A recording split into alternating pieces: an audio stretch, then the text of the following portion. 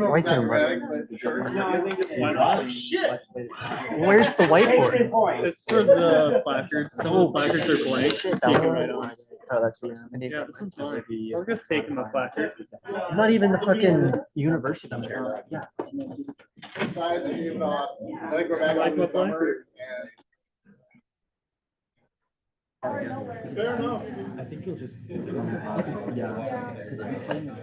Like, I thought I saw you walking on the plaza Yeah. without the beard, and I was like, is that coming up here? Is that just not? Yeah.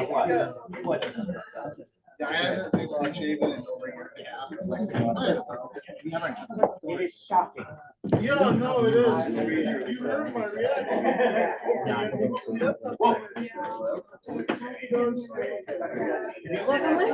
You look Maybe. You're gonna go and get the gavel? Yes. Is that in Ava's office? Yeah. I think so.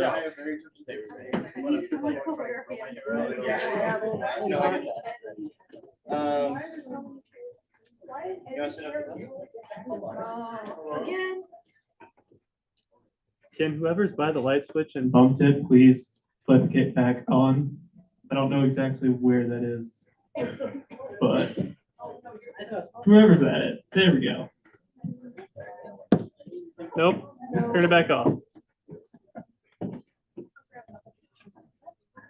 And back off, yes. There's placards up here if you want one. There's blank and last year's. Now mine's at my house. Mine's at my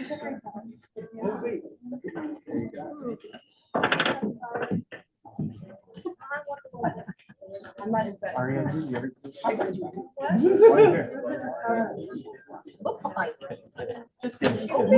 Open them apples. Is my placard still here? Really? So we should take this approach that. Pull that out there and come back. Whoever wants to. I don't remember. You want to be sworn in? Yeah. Because if you talk to front desk earlier, I talked to them. Really? Thank You know who judicial is? I forget. Are they here? Or do I have to swear you in? I'm not really hearing from them. I'll look for judicial in the office for you. Yes.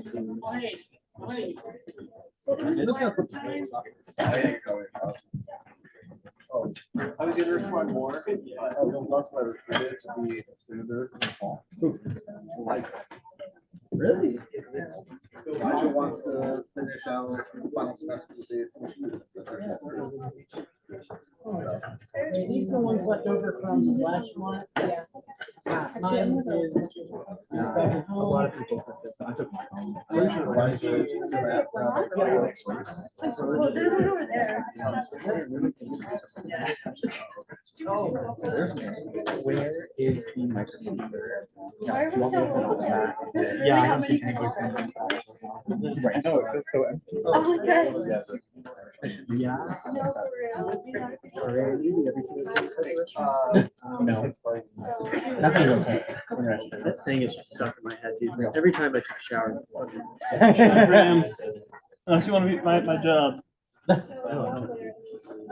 More work, less pay. Actually, same pay. But No, I think you get a little more. no, then recruitment, same. Or no, then chair. Yes, I do get more than chairs, but I get same as recruitment. So more work, less pay, or same pay. I'll sit back down though. You know, here. What you got?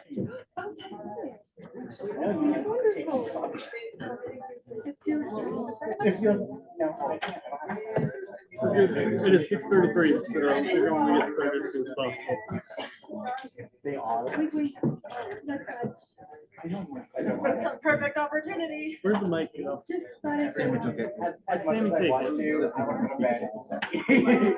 Sammy, why'd you take the mic? Yeah. Yeah, I know what I'm doing after the class. Yeah. I make it out. He's like, okay. Oh, yeah.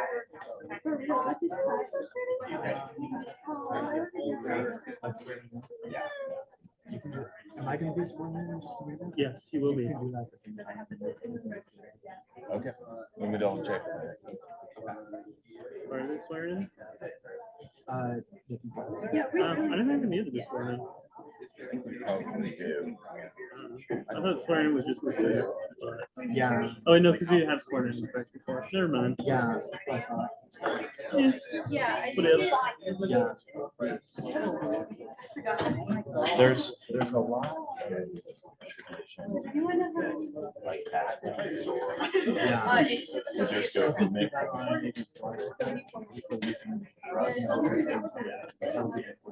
I would like to remove my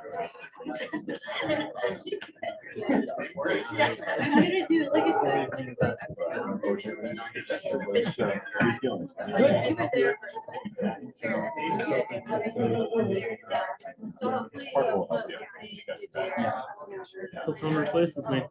Sure. All right. Well, yes. Let me see if I can't find it real quick. Okay. I'm sure you're good to get going because you still got to do a shit ton of stuff. So I'll get going on that one now. let's do it. I made a different. Oh, you Oh, wait, did? this one? We're all good here.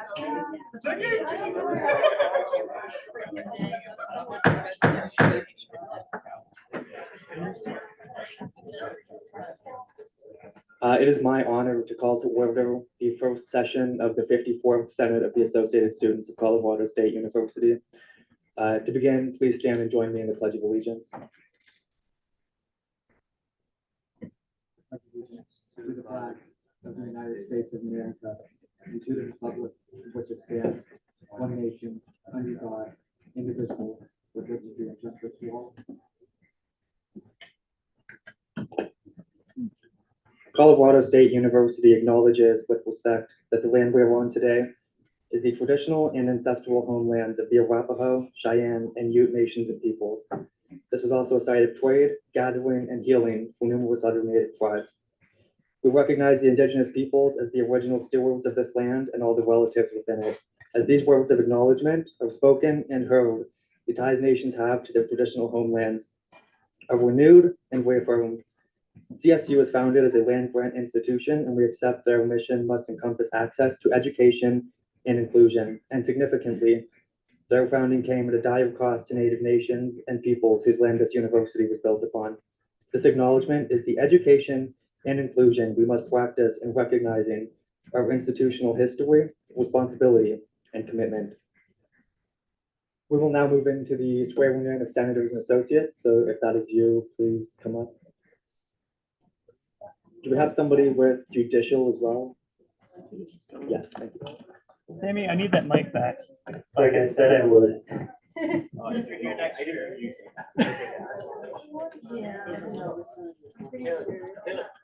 Make announcement, it's like everyone for next. This is all of you, by the way. So, My God. Thank you. Let me share. Are you looking at those? Let's form a circle to sign something. Yeah, no. Start the pit. Oh, so it's really. It's the Jersey Devil.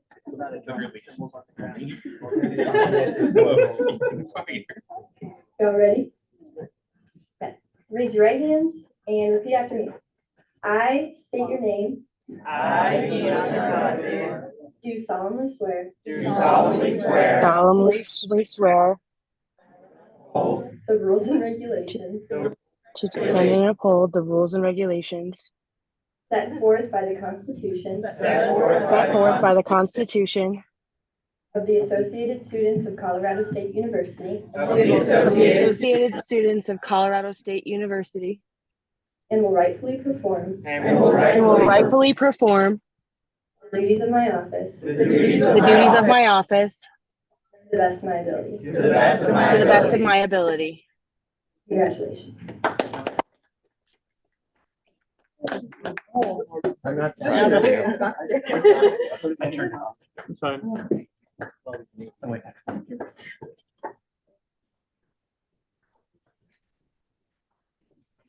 Elena, can you come back for just 1 second? Can we do mine as well? Okay, thank you. I want to make it official. Your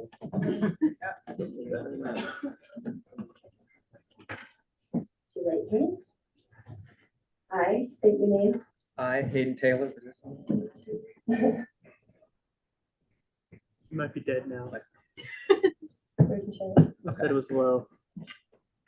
I, Hayden Taylor, Do solemnly swear do solemnly swear to defend and uphold to defend and uphold the rules and regulations the rules and For fuck's regulations sake.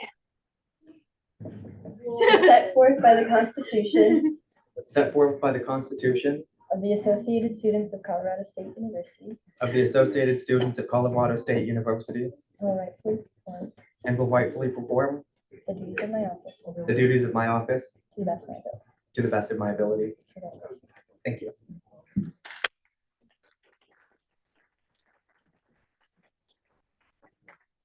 Keep in mind to use germane language in the space, so no swearing. We'll now move into the, what was it? Or beginning roll call. Yes, beginning roll call. I will pass it around.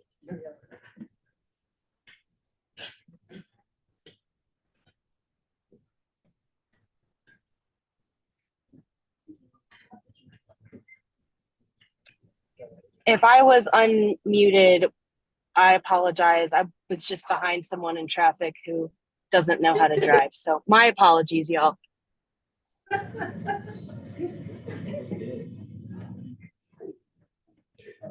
We'll now move into the consent agenda. Do I see any dissent to the agenda?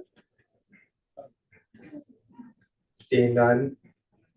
We will now move into the gallery input. Do I have anyone in the gallery who wishes to speak at this time? If you would like to speak in the gallery, please come to that podium as our mic is currently dead.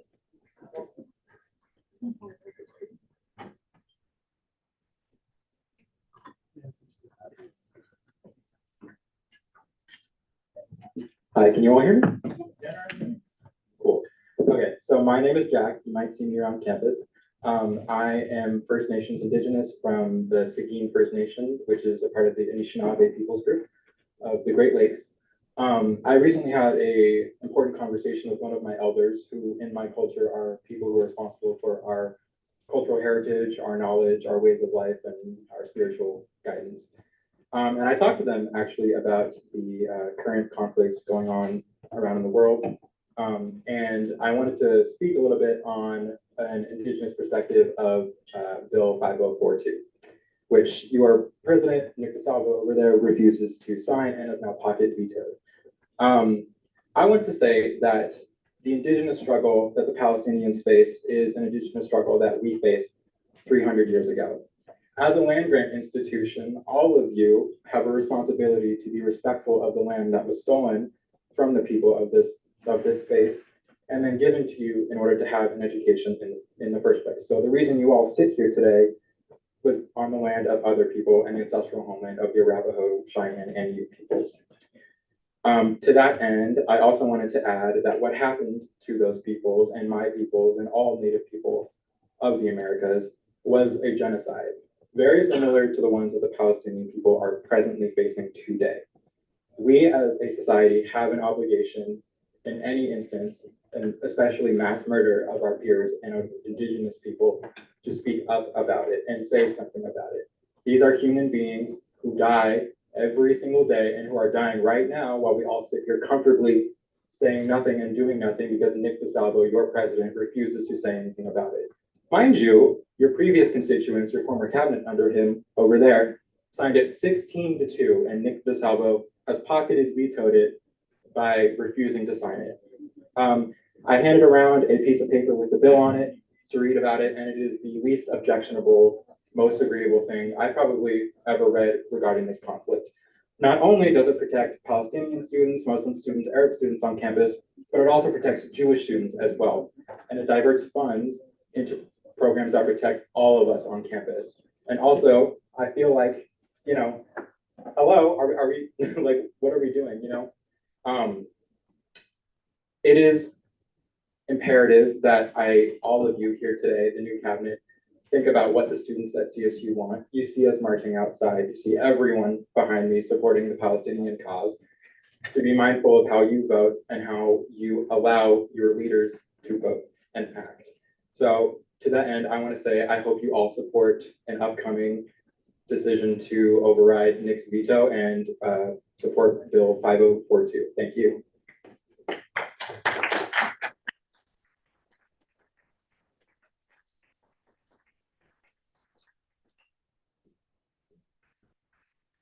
So I'm gonna sit if that's okay with everybody. I've been marching all day, so. My name is Ella Smith. I'm a student here at Colorado State University, and I'm an organizer through Students for Justice in Palestine. I'm also a Jewish individual. I'd like to start by reading a quote. Let me pull it up. My phone is. Finish them off and don't leave anyone behind. Erase the memory of them, erase them, their families, mothers and children. These animals can no longer live.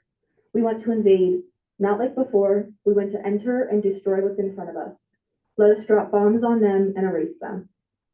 What I have just read to this cabinet is a direct quote from a motivational speech given by Ezra Hakim, a higher up and the longest running general in the Israeli army, from October 7th, 2023.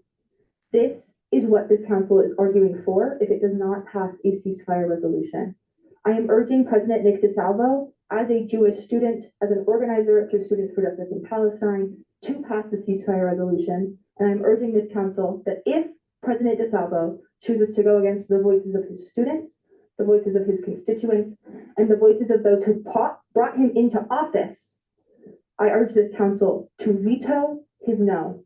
Support this bill, support all students on campus who are affected by the genocide that is ongoing in Palestine. Support a ceasefire. Thank you.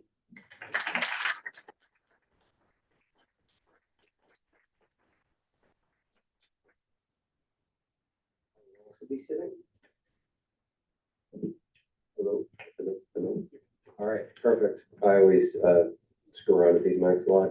I'm Michael May. I'm a CSU junior, political science. I'm a organizer for SJP. I'm sorry, my brain is off today. I've been up for like 12 hours, but so boring. 5319. I'm so sorry, guys. Bill 5319 was passed 16-2 with 5 abstentions. That is a supermajority that in most electoral systems could not be simply overruled by one person. It is with the utmost importance that this institution passes such a bill. This is something that seriously needs to be done by all of you, and I know that this is something that at least a wide majority of you support. And so, I do urge Nick DeSalvo to sign this bill into passing. Thank you very much. Ceasefire now.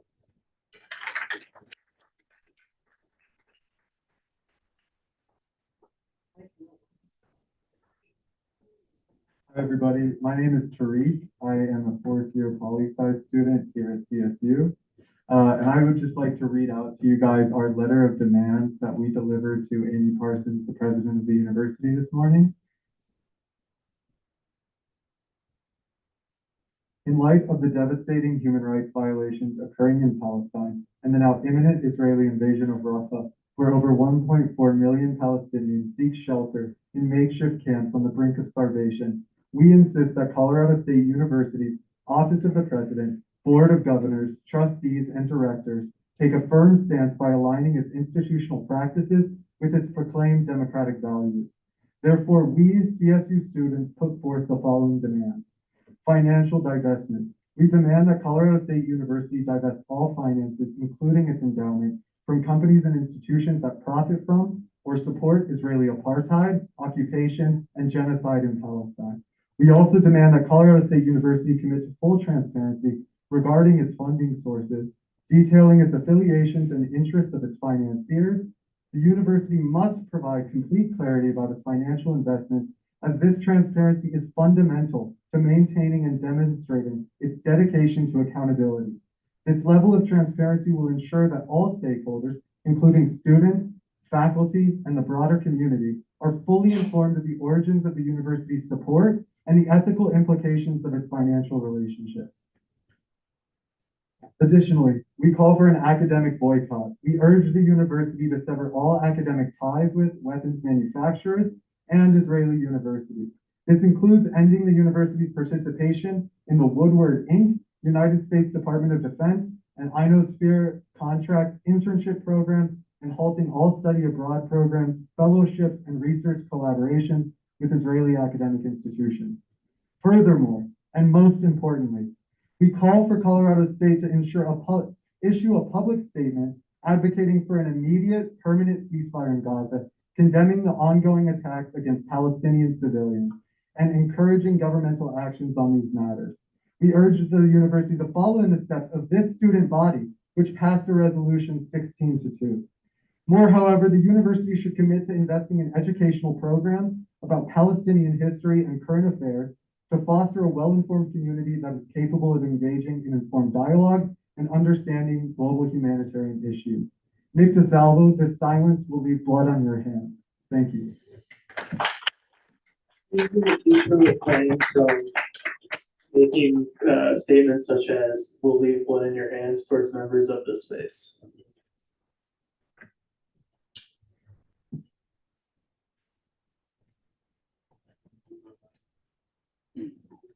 Okay, we're Gucci. Time check. How much longer do we have for gallery input? 20 minutes. 20 minutes? Okay, slay. Hi y'all. Many of you know me. Everyone down here knows me. For those who don't know me, my name is Sammy Trout. Use the he, she pronouns.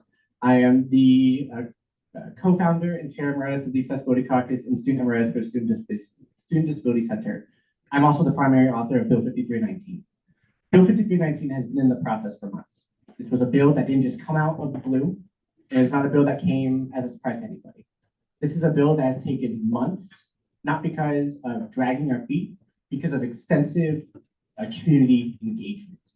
And any claim against that speaks against the work that both I and the collaborators of this bill worked on. I think it's important for us to acknowledge, again, the land that we are on is stolen land, and the crimes against the Native people against this land have not been tried. They have consistently and consistently been shoved to the side as a past problem, not a current problem. So by that precedent, do we now not claim the genocide against the Native Americans? That wasn't a genocide. Sure, war crimes may have been committed, but that wasn't a genocide. That is the neutral way out, and we cannot remain to be neutral. If you are here to be an advocate, you cannot remain to be silent on this issue. You simply cannot. I urge that this body vote to repass Bill 5402, which is the reintroduced version of Bill 5319. I really don't want to be here tonight speaking on this issue. I really don't. I've served my time within this space and I want to be home. Everyone else here wants to be home. But there's an ongoing genocide that we cannot allow to be silent on. It is important that our student leaders follow the role and the goals of the student population, not the other way around. I urge this body to pass Bill 5402 expeditiously and that the president sign it in good faith, or there will be accountability. Thank you.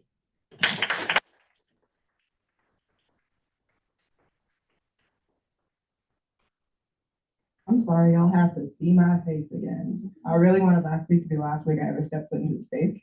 Not gonna lie to you, really wanted it. However, we have a responsibility, not we anymore. Y'all have a responsibility to the students who have placed you into place here at Senate. Y'all have a responsibility to your SPPS offices and your constituents. President DeSalvo, Vice President Beats, I don't know why I forgot your name. Y'all have a responsibility to your constituents, the entire CSU student body. And as a member of that student body, however brief this time may be, you have let me down. This space has let me down countless times before, but it did not let me down on the 24th when I watched a supermajority of the Senate happen to pass a bill that called for a ceasefire within my homeland. I was the only Palestinian in the space at that night, and I can no longer be the Palestinian in the space anymore. It is no longer on me to advocate for my people. It is on you as representatives of the student body, as representatives of not only the people within your colleges, but the diverse people within your colleges. Colorado has a massive diaspora of Palestinians. All of us come from refugees, and most of us end up coming either here or CU Boulder. And I know CSU does not like losing to CU Boulder. We're gonna start picking CU Boulder over CSU every single time. If y'all keep failing us, if y'all keep silencing our own voices when we are crying out for someone to see us and hear us, no Palestinian is going to feel safe on this campus, no Arab, no Muslim, no Jewish person, because anti-Semitism is on the rise on this campus, so is Islamophobia, so is xenophobia on this campus, and it affects so much more than just what you see or hear. It affects more than the protesters out on the plaza. You all have a responsibility to the student body of CSU. I ask that you please, please, please don't fail us. I ask that you please listen when we say this has to pass. Thank you.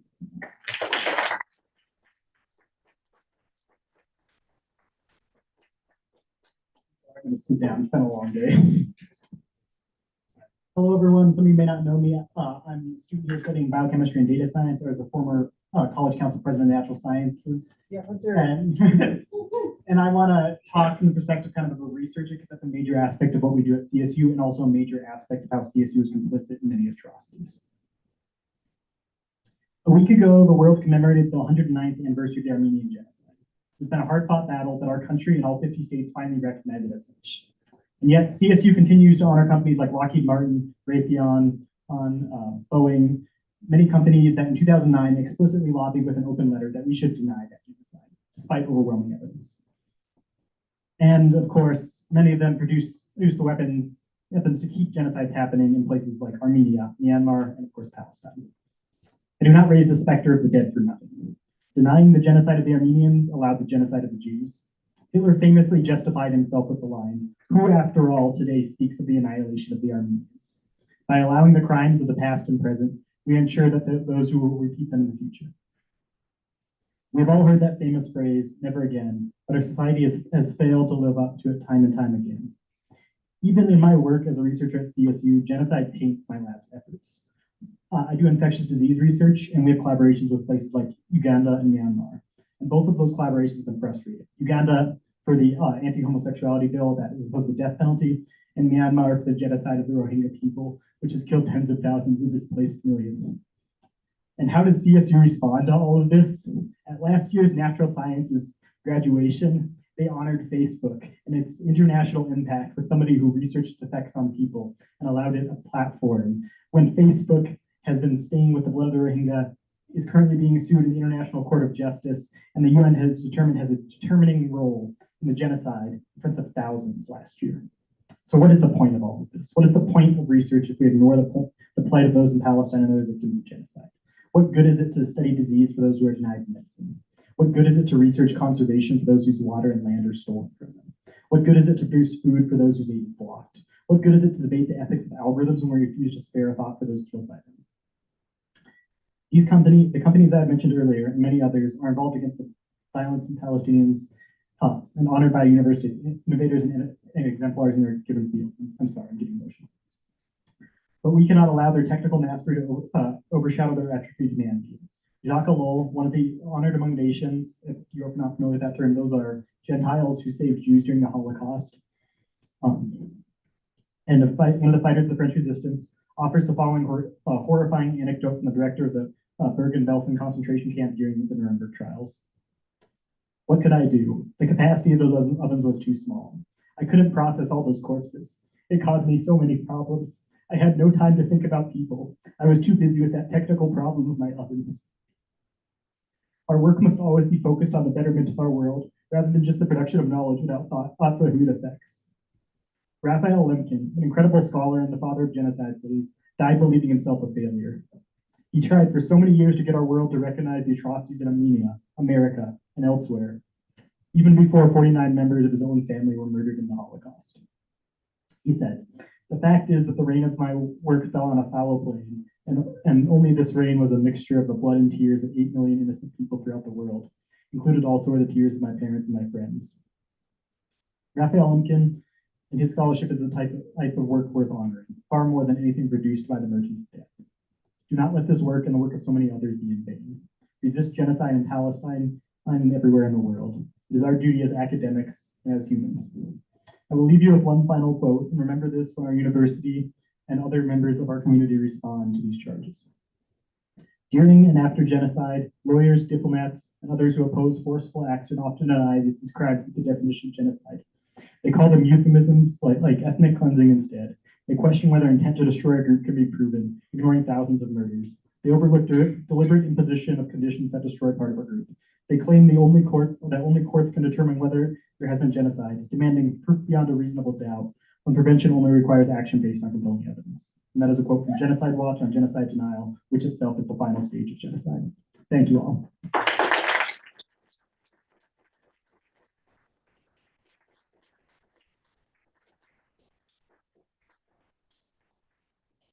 Does anyone else want to speak before I just finish off for the rest of us and the grand sentiment? Okay, cool. I just want to bring finally some context to what CSU has done in the past and how we know that this is achievable. When Russia initially invaded Ukraine a few years ago, CSU did put out a statement wholeheartedly condemning that. So we know for a fact that this university is fully capable of putting out controversial and political statements, regardless of what it may be. I urge all of you, and I give every single new Senate member a word of encouragement. Where will you be in 50 years when this is looked back upon? Will you be on the right side of history and support the end to the Palestinian genocide, or will you have been complicit and said nothing at all? You have a responsibility, all of us do. We're acting on it by protesting and being here now and encouraging you to do the same. Finally, I just want to say for the rest of us here, start a hashtag or something, sign Bill 5402, and get Nick DeSalvo and the general public to support Bill 5402. Spread it, spread the word, show what the bill shows, protect Jewish students on campus, protect Muslim, Arab, and Palestinian people on campus, protect all of us, and protect the people in Gaza and Palestine. Thank you.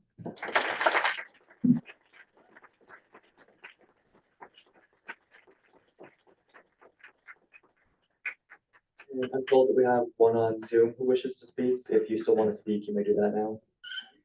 Yes, I do. So, hi, y'all. My name is Rory Lowe. For those who don't know me, I served as the senator for the Student Disability Center for the 52nd and 53rd Senate. I am the other co-founder of the Accessibility Caucus. I also served as the Accessibility Officer for the Diversity, Equity, and Inclusion Affairs Committee in the 52nd Senate. I have also collaborated on Bill 5402, and I want to speak and encourage that that bill be passed tonight and that President DeSalvo sign it.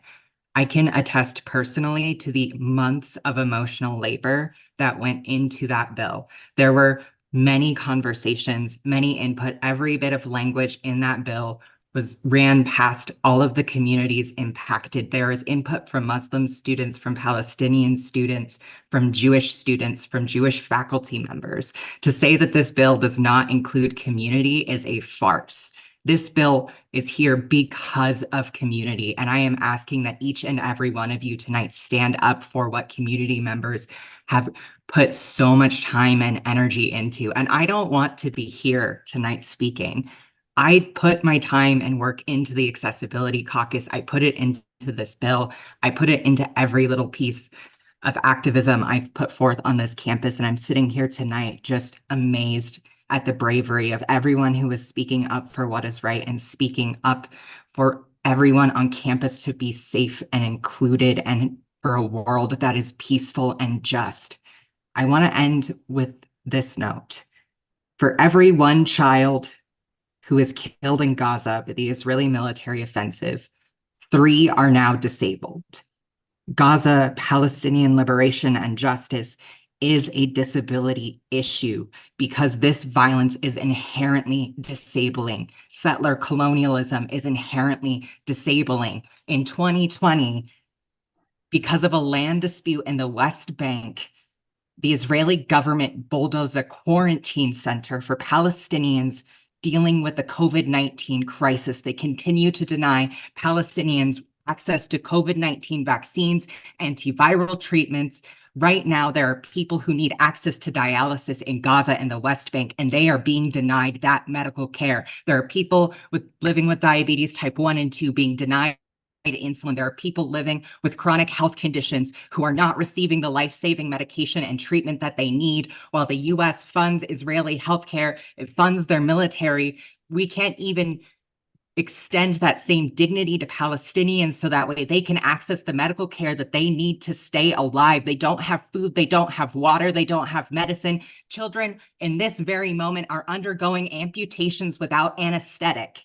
That is horrible. That is deplorable. And the least we can do is get this ceasefire signed, get this passed, so that way we take a stance and we stand for what is just and right.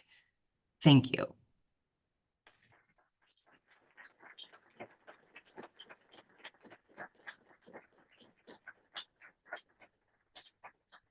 Do we have anyone else who wishes to speak at this time?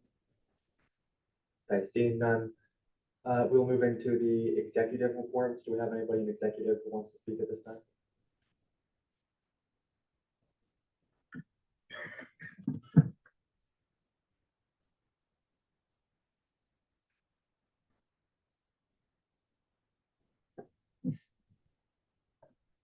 First of all, I want to genuinely thank everyone who's here today and everyone who has spoken, everyone who's emailed me. I have genuinely listened to you and I appreciate your feedback as students. I want to begin this statement by saying, again, I deeply appreciate the scores of emails sent my way from students and outside community members. Many of you have encouraged me to sign Bill 5319, the Humanity and Community Act, passed by the ASCSU Senate. This is a 30-page document that, in my view, has not gone through the proper stakeholder process with specific organizations and the general student body. This bill references the Advisory Council on Jewish Inclusion, but the edits proposed by an individual liaison to this council were ignored by the authors. This bill seeks to accomplish many things I agree with, such as creating an advisory council aimed at combating Islamophobia and anti-Arab hate, and expanding counseling services for those affected in any way by the war. On an administrative level, I will heavily advocate for those things because they're tangible steps we must take in supporting our fellow Rams. I genuinely believe that. It's important to note that regardless of what I decide to do, the ASCSU Senate may ultimately pass this bill without my signature. I respect the decision of my peers, but I do not feel as though it is my place as student body president to determine if a country is guilty of committing genocide when the International Court of Justice could not definitively make that claim. I am, and always have been, prepared to sign this bill with one amendment, replacing the term genocide with war crimes. I remain fully committed to continue to working with the authors and affected parties to make this legislation better for all students on campus. I wholeheartedly support the right of the Palestinian people to freedom and self-determination, as well as the right for Muslim and Jewish students to feel safe and supported on this campus. Again, thank you all for being here today.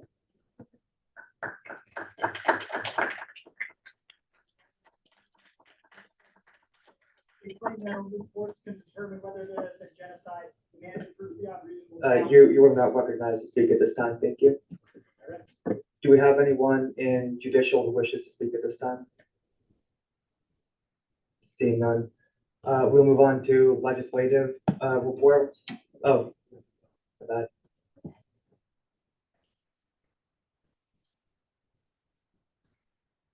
Hi, thanks for everybody coming out tonight. It's wonderful. Everything you had to say was beautiful. And I wish certain people would listen to it. I just wanted to give a note on democracy. Democracy quite literally means a system of government in which state power is vested in the people. When the people's voices are silenced or ignored, we are neglecting the values and virtues imposed on us by that term, democracy. This student government is a democracy, and you as the Senate have the responsibility of ensuring that those values and virtues are upheld in this organization, and that every single voice of constituents are heard. You all have so much power in this space. Don't forget it. Thank you for coming. I'm sorry that this is happening, genuinely.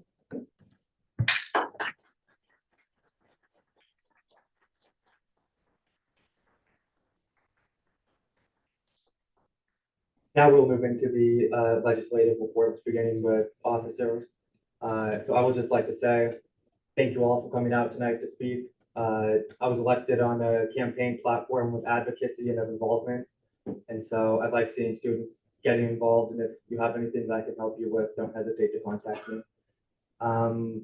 Beyond that, I'm excited to work with all of you in the Senate and see what we can accomplish. We don't have committees elected yet, so do we have senators and associates who would like to say? Senator Frisky. Another chair anymore. That's weird. Okay. First of all, I would like to say that, okay, while everyone's here, I'm gonna have Women's Caucus on Thursday. Please show up. Rescheduled it. That's it. I also would like to say that we had Take Back the Night last night. It went very well. There was a lot of healing happening, and remember to support survivors all year round, not just during April. And finally, I have already spoken before about Palestine, and I'm just gonna say free Palestine. I yield my time.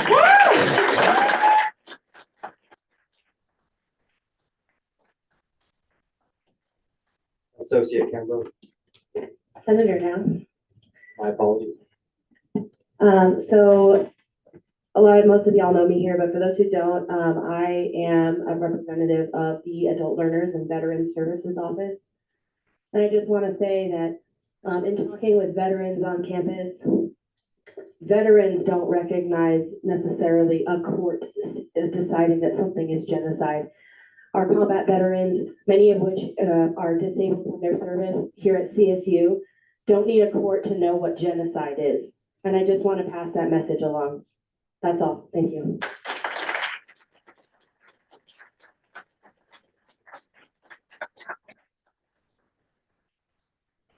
Senator Maloney. You got it, Lucky. But yeah, no, for basic senator reports, Sunday was Back's lovely Pursuit of Excellence, went well. It was our 40th ever one. It was absolutely beautiful. You should have been there. And yeah, it was definitely a great way to acknowledge the students who worked hard in this GP to earn not only the GPA, but also the awards that they got. And with that, I'd like to say that pivoting on to the topic at hand. I'm gonna be straight 100 with you. There are students that we represent who are affected by this, regardless of college, regardless of FTPS office. There are students affected by this, and I think it is our duty. It is what we say every time we take that oath of office, that we actively recognize them and that we show that we support them. And staying silent is complacency. That is the truth. That is the nature of things. That is the excuse used time and time again, silence. But we cannot be silent. I yield the rest of my time.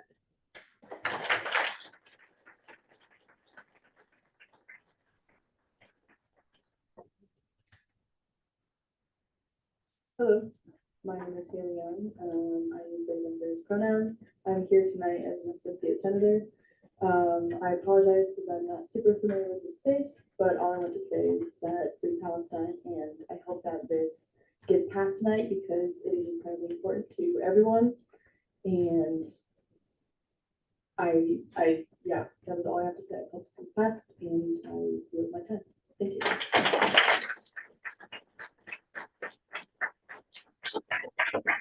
Senator Mobley. Hello, everyone. My name is Kevin Melchior, use he, him pronouns. I'm a senator for Adult and Veteran Services. I understand there is concern around the definition of what is and is not genocide, so I'd like to share the definition from the Geneva Conventions. In the present convention, genocide means any of the following acts committed with intent to destroy, in whole or in part, a national, ethnical, racial, or religious group, such as killing members of the group, causing serious bodily or mental harm to members of the group, deliberately inflicting on the group conditions of life calculated to bring about physical destruction in whole or in part, imposing measures intended to prevent births within the group, forcibly transferring children of the group to another group. I would encourage anyone who's on the fence about using the term genocide in this bill to consider the definition, as this bill will be reintroduced and subsequently passed. I yield.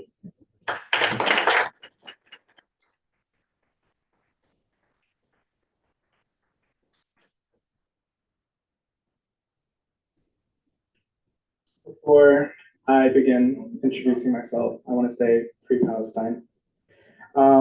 I am a senator for the Academic Advancement Center, and I will represent first-generation students and undocumented students. With this being said, I want to invite this body to not tolerate xenophobia as we make decisions for the students' body moving forward.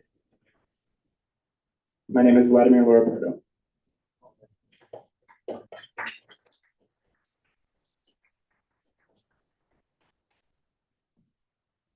we have any other senators associated who want to get I have more of like a point of information. Just to clarify, we will be reintroducing this bill on our Friday emergency section, or is this on the agenda for tonight? That is not on the agenda tonight. I believe that the plan was that that would be a motion to add to the agenda.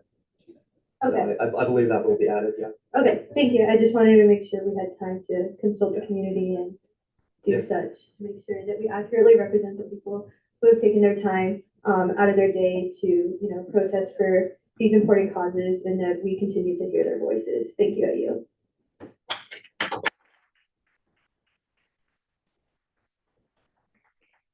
Have anyone else? Okay, seeing none, we'll now move into conference business. Beginning with the election of the Speaker Pro Tempore. Do I see any nominations or self-nominations? Senator Salazar? I'd like to nominate Ina Bonanti for Speaker Pro Tempore. Do you accept this nomination? I accept. Senator Davis? I'd like to nominate Senator Reese for Speaker Pro Tempore. Do you accept this nomination? I accept. Do I see any other nominations? And seeing none, we'll have both the candidates come up, please.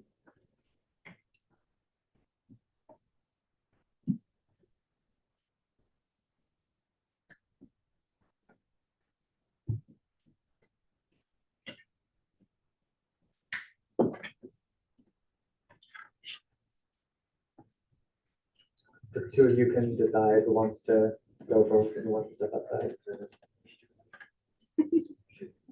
Right, winner goes first. Rock, paper, scissors, shoot. Rock, paper, scissors. We know what's going wrong. All right, you don't do rock, I won't do rock, okay? Okay. Rock, paper, scissors, shoot. Wait, I can flip a coin. Just flip a coin. At this point, flip a coin. Heads or Someone. tails? I'll take heads. Okay, let me flip it, sorry. Heads. All right, You I go guess first. we'll go first. Senator Reese, if you could take a step out for it. Oh, that makes sense.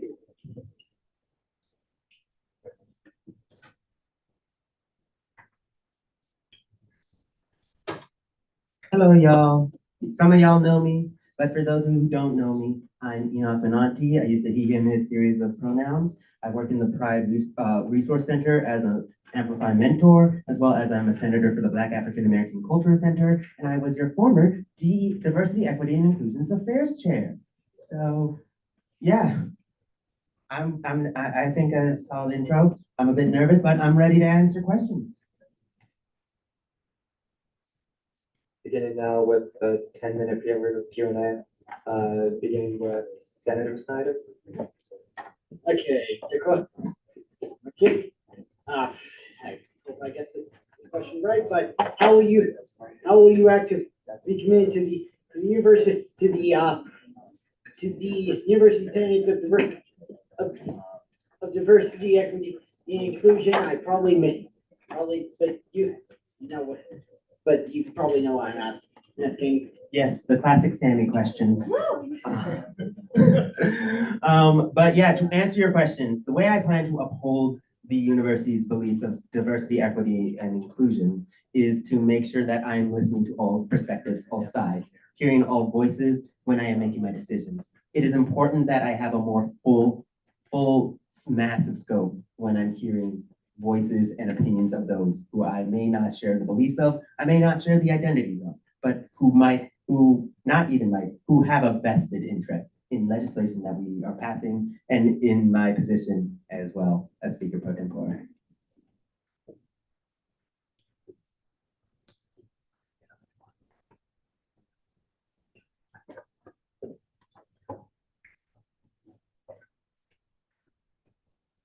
Do you yield? Oh, yes, I yield. Senator Campbell. Why do you think you are the best candidate for this position? Well, let me tell you a tale.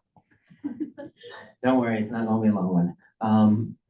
The tale is I have always had an interest in leadership, whether it be small or minute, and I've been taking baby steps to get there. First, I was an associate, then I was a senator, and then I became a chair. And now I ran for speaker against our lovely current speaker, our lovely, amazing current speaker, Hayden Taylor. And while I did not win, I still want to be able to work within this organization, with the speaker, work with the upper administration in ways that I cannot just do as a senator or a chair, that ways that Speaker Pro Tempore can do, speaker can do, any position can really do. I really just want to reach out and be that voice, be that advocate in spaces where I can't always be. You had a fun little catchphrase about your leadership style while you were running for speaker. Could you remind us what that was? It was a simple, just fair fun. But on the customer service voice and everything. All right, thank you so much. I yield. Senator Forsky. Right. Hello. My question for you is, what is your goals or main goal for Senate this year? Well, my main goals haven't changed. Customer service voice is back. But yeah, no, my main goals really haven't changed. I just want this place to be a just place where people feel like their opinions are heard, that things are seen equally, fairly, and in a just way. Fair in the sense that everything's being seen with equity, seen from a general fair viewpoint. Like we're seeing this from, hey, we got this, let's start neutral, and then we'll see how that goes. And then fun, because I want it to be a space where it's comfortable for students. Students who came out today, like they did today, feel comfortable coming in, sharing their opinion, and letting their voices be heard. I want more input from both the student body, not just from senators. Because I love y'all, but also I think it's good to have the voices of our constituents here to hear what we say and to say what they want to say in their own words. Beautiful. I yield my time. Senator Meyer. Hello, Senator Benanti. I wanted to ask, what is your plan to enforce senator attendance to committees next year?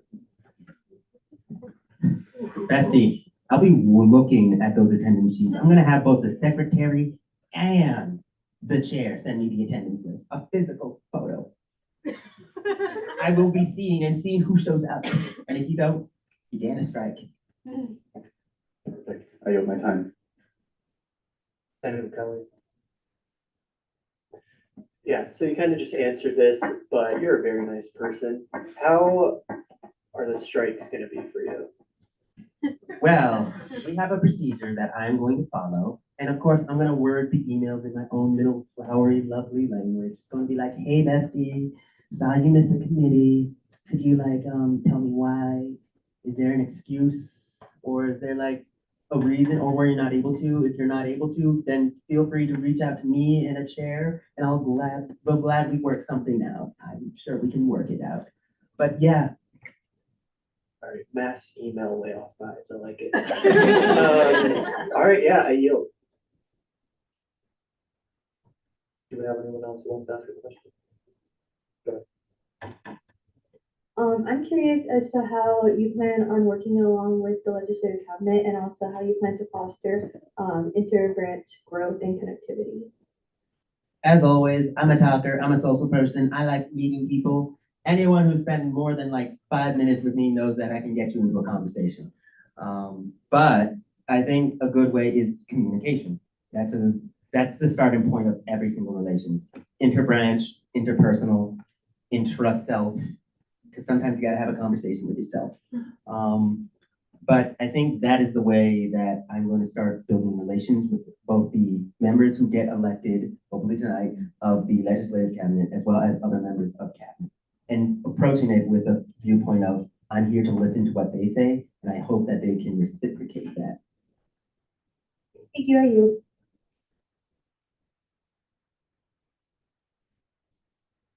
Anyone else? Okay, seeing none, you may take us about that.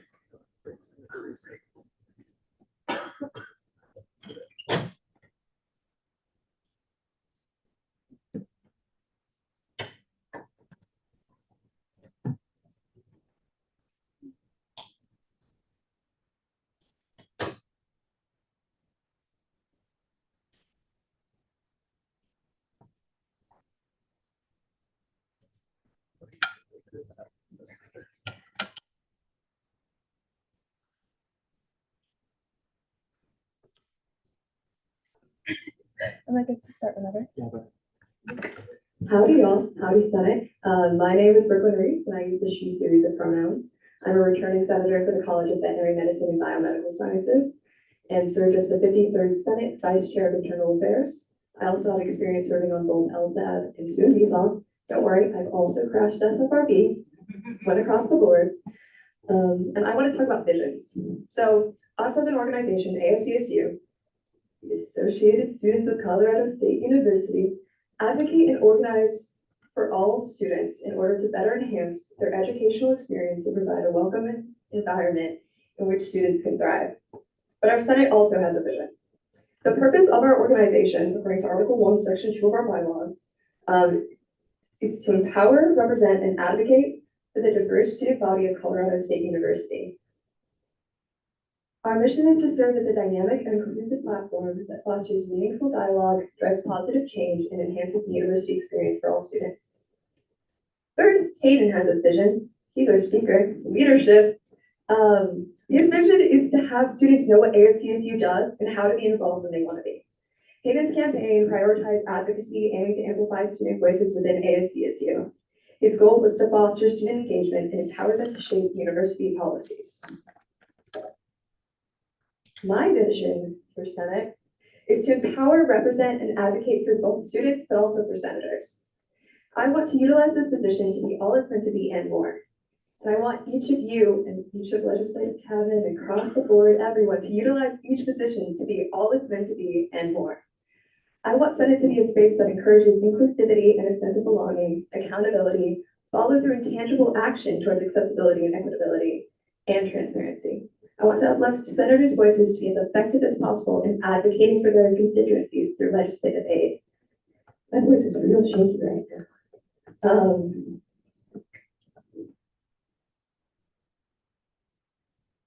I want to empower, represent, and advocate for senators and their constituencies. I want to be that resource to help each person in this room reach their vision and plan their way through the utilization of their position.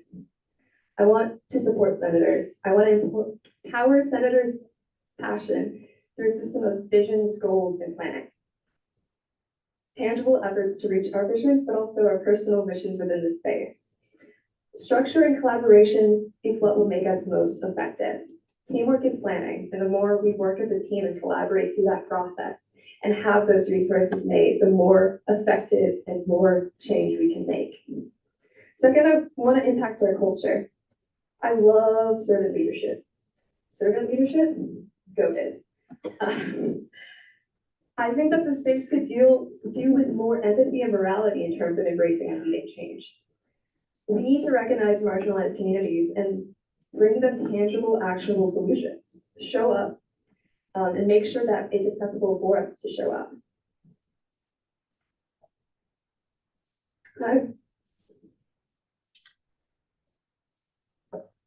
My qualifications, I know a lot about this one. A lot of my background is in servant leadership, general leadership, teamwork, communication, presenting, believe it or not, conflict resolution, vision, goals, and planning, and problem solving. Like that's my bread and butter. That's what I did throughout high school. It's what I've done through scouting. I have a 400-page syllabus on leadership memorized. It's fire. Secondly, my knowledge about the space. I know our Constitution. I know our bylaws. In the first week of being a senator, I went down to Clark and I printed out the Constitution and the bylaws and I annotated so hard. I'm currently on my third annotation process, going well. I know parliamentary procedure and Robert's Rules of Order. I've read every bill this year, frontwards, backwards, and upside down. You can ask my previous associate senators, now senator and associate senator. I've attended SFRB, I've attended LSAB and BSOP throughout the year. I've read through the job descriptions for each position in legislative cabinet to understand how they work with one another to help foster the best environment for collaboration. Third, fostering connection. So another point on my associate senators, the first meeting they had here was my second meeting. I emailed them both and I was like, guys, you're brand new. What if we met up? And then I went through and taught them each little thing. I made sure that they were on the email list. I made sure that they were connected to the right people. And that was just how I started in this space. Since then, I've met with all the committee and caucus chairs about their experiences this year to understand their experience first and foremost, but also what they would like to see in the future and how they could feel better supported in their role. I also met with the previous Speaker Pro Tempore and spoke about how she sees the role and what things she would and wouldn't do differently. Additionally, I met with Hayden, discussed his vision for the Senate, how he envisions this position in his legislative cabinet. And additionally, I'm familiar with the proceedings of positions outside of Senate. Throughout this semester, I've met with members of exec over the course of the semester to understand what specifically goes into their positions, and I've also attended department meetings. So for my plans, there's a lot of plans that are already kind of listed in the job descriptions. So what I plan on doing with what's in the job descriptions, senator check-ins, what about we meet? Meeting with new senators, but also old senators to goal set, have their vision, and then make that plan with them and get them connected to the resources they need. Additionally, we're supposed to conduct the Speaker Pro Tempore conflict resolution meetings alongside the Speaker of the Senate and any affected party if an issue in the body may arise throughout the year. Additionally, I'd be aiding in the creation, editing of legislation, and conducting frequent legislation workshops for all senators, which is really neat. Imagine having like a little legislative workshop. We all have like coloring books. We're all working on legislation and go crazy. Additionally, working with the recruitment and retention officer to ensure that senators are complying with responsibilities associated with their role in delivering this information to the Speaker of the Senate. That accountability aspect is incredibly important. Now for plans beyond. I think legislative writing sessions, again, would be incredible. It would foster collaboration. We could get executive involved. We can make it a grand old time. I think norm setting as a collaborative effort between branches could be really cool as well, having a specific list of this is how we're going to treat each other. I also think that having a collaborative calendar across the Senate would be really cool in terms of having people show up to events, make sure that the students know we're here and what we do. I also Want to collaborate with the chief of staff in terms of interbranch collaboration and connecting senators with resources accessible through working with department heads. Exec has a lot of resources that we could very easily utilize for different bills, and those connections are necessary in terms of bettering our culture. I also want to do more outreach to college council in terms of accountability and fulfilling positions, but also creating systems of support. Sometimes college councils struggle. Same thing with SVBS offices, in terms of making sure we're in contact and we're taking agency and making sure that we are in contact and understand what we're doing and our impact.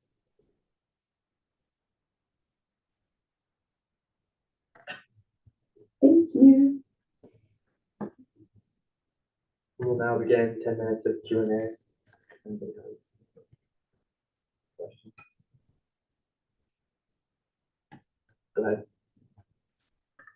Hi, I'm Haley. I know I just briefly met you last week, but as someone who started as vet med and is now studying fish wildlife biology, I'm interested to know how you plan to fulfill all of your plans and goals, as well as maintain your ability to uphold academic standing.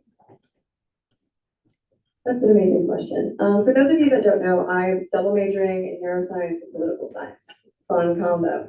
I think it's a matter of accountability, knowing that within this position, I do owe senators a time slot, having those office hours, having consistency within that role would be the move.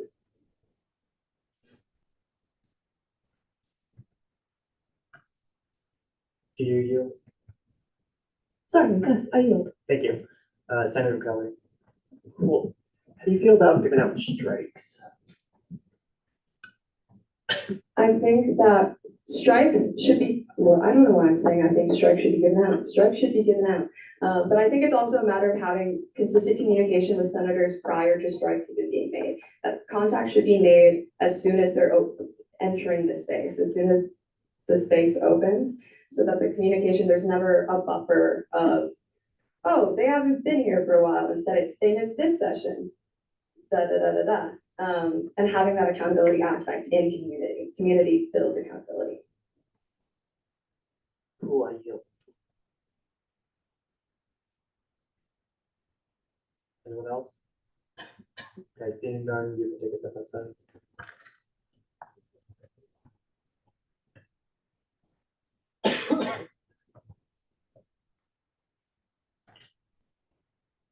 We will now begin 10 minutes of discussion and debate, beginning with Senator Davis. I'm gonna keep it short tonight, but I nominated Brooke for a reason. We like are friends and we hang out. And I kid you not, every single time we've hung out since she decided to be run for Speaker Pro, she has not stopped talking about it. Like she mentions it every single time. She is like so passionate about ASCSU. She is like, she comes up with something every single time we talk. Every single session, she has something about ASCSU. She spends so much time in this office as a senator. She would be an amazing Speaker Pro because she's so passionate. And she obviously has goals and visions. She came up here and talked for 10 minutes about what she wants to do. So we know that she's going to do a good job. So I pledge all my faith in her. Do you yield? Thank you. Senator Campbell. What I'm about to say will not make anyone's decision any easier. First, I'll talk about it. Enoch, he was one of the very first people I ever met in the space when I was working with the City Council Action Committee on U+2, long before I entered ASCSU in any kind of capacity. And it was him being friendly and kind and willing to have a conversation when I didn't know anybody in this space that made me come back. With that also, Brooklyn is a really good friend of mine, and she hyperfixates in a way that I am blown away by. Both of these individuals have extreme dedication. I've seen the way Enoch runs a chair. He really does balance fair and fun.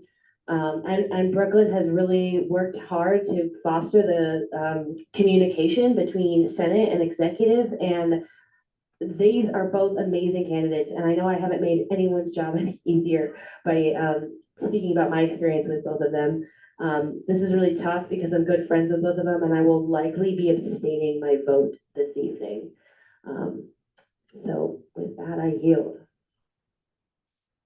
Thank you. Excuse me, Senator Myers. She mentioned her associates from last year. I was one of those. I received an email from Brooke right before my first Senate session, and it had a link that was hyperlinked and like embedded in the email to all of the ASCSU documents. And I was so blown away and impressed by that. And I had no idea that she had only been to one Senate session before sending that email to us. I thought she was a veteran. But we have become to be very, very close friends. And I think that she would be an excellent Speaker Pro Tempore. Thank you, I yield. Associate Rowan. Hi, I'm the other associate senator. I have so much to say about Brooke. Like it's been previously mentioned, my experience here in the space really did start with Brooke, and she made herself available as a resource to utilize, and she's fully performed with that.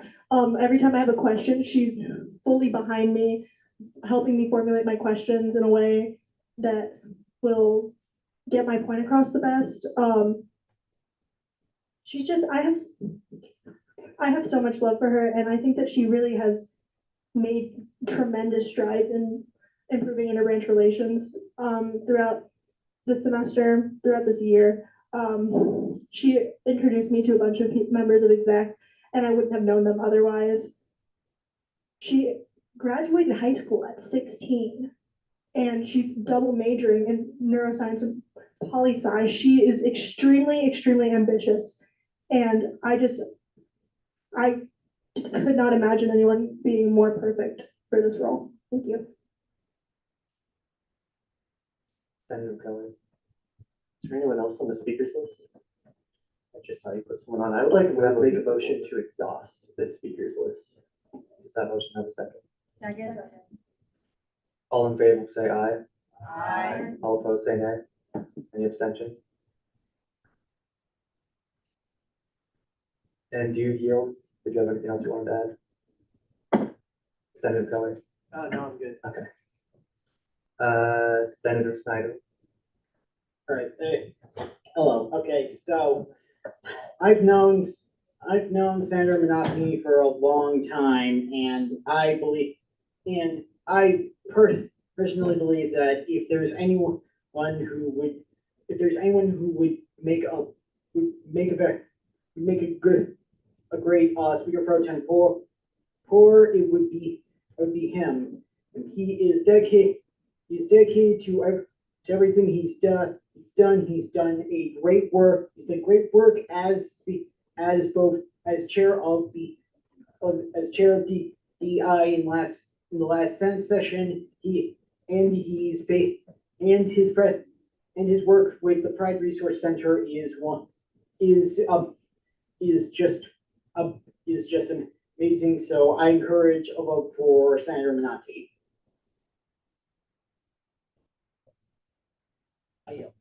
Thank you. We'll finish it out with Senator Salazar. Last semester was my first semester here in CSU. I came in as a transfer student, and I had no idea how to work the system here. It felt like a strange. Everything felt new. Everything felt strange. Enoch was the first person I met here at CSU. He taught me. He showed me the ropes around here. He showed me how to handle myself and how to work. How to look at SDPS offices. How to find my own community, and I found it. Enoch taught me to do that. When I decided to join ASCSU, a couple months later, I realized Enoch was here. He helped me figure out the ropes with ASCSU. He helped me understand how everything here worked. And Enoch goes out of his way to help people. He goes out of his way. He doesn't have to. He goes out of his way. He does everything as much as possible to help people around him.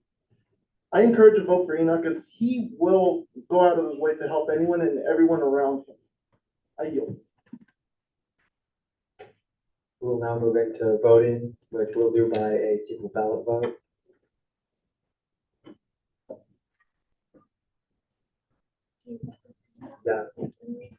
anybody has any questions about this, we can ask that as well. Motion to take a 5-minute recess while votes are being counted. Second. Do I see any dissent to that motion? Okay. Seeing none, we'll take a 5-minute recess when we get these ballots passed out. Associates vote? Only if they're voting in place of a senator who is not attending tonight.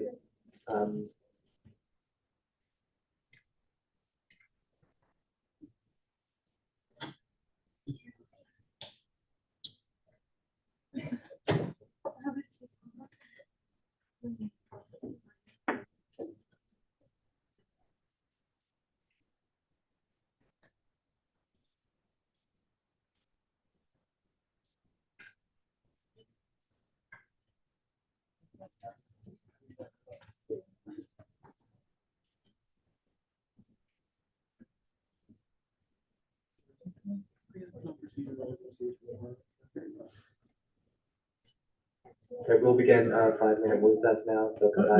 No. Oh, my bad. We will not yet. I will come. We will not be doing anything until I pick up all the ballots. Thank you.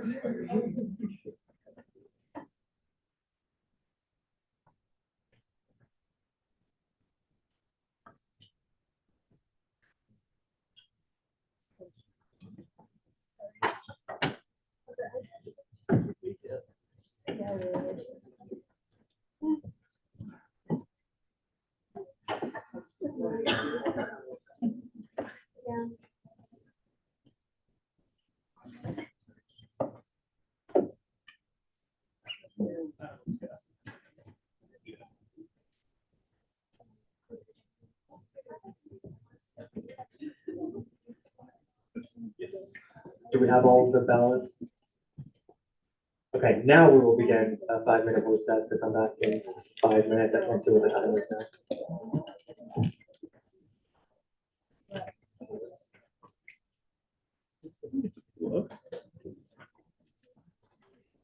I guess he's probably good, but just to prevent any bias. You know?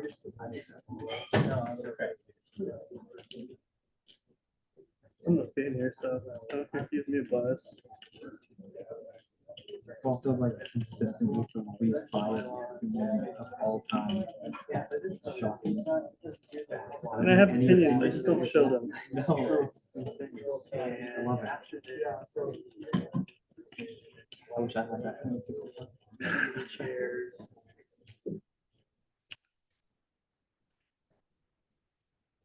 Oh, yeah.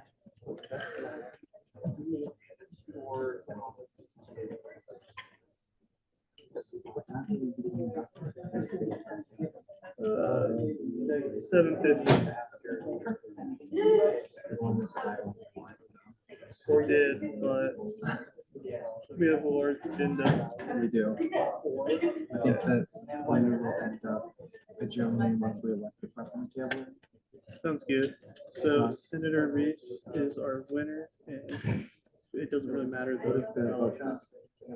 Vote count is currently 5 for Enoch, and then 1, 2, 3, 4, 5, 6, 7, 8, 9, 10, 11, 12 for Brooke.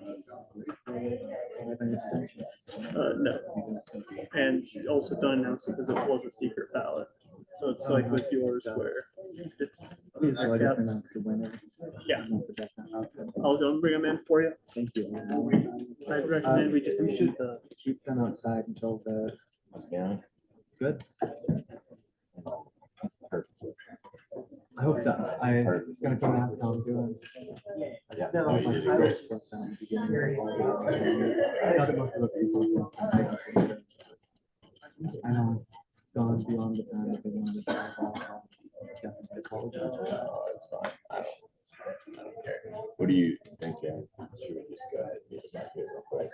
If you want to, yeah, we'll get the department head and elected as well. And then, yeah, if you want to look at the budget, we can. Might as well. Yeah, should I bring them in now so we can just get started sooner? If you want to. Or we could just keep them outside until people come back and then I announce it. Okay, I'll bring everyone else in. Okay. Yeah, I'd be happy to start the meeting with me and Nick and talk about it.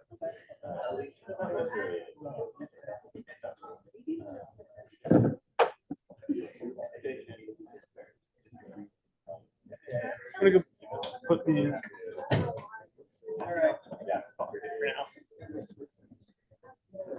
Maybe not your wallet. Between people. Is it time? Yeah. We don't have much time left, so start smacking it.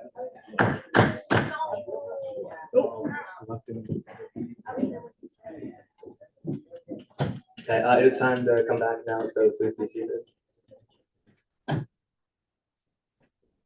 Anyone question? Not showing up.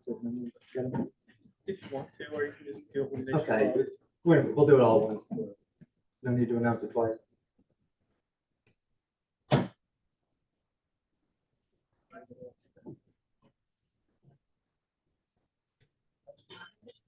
I don't know how you want to do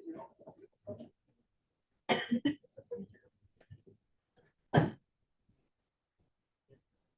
Congratulations to Senator Reese for being elected to be the Speaker Pro Tempore.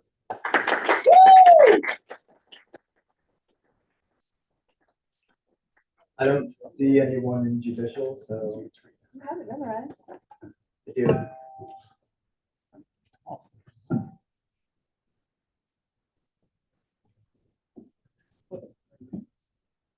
Is that on? Then please raise your hand and repeat after me. I state your name.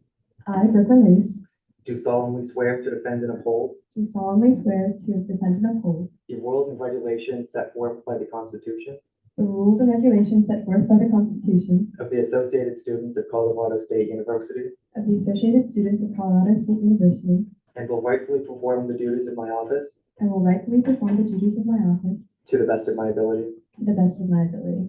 Congratulations.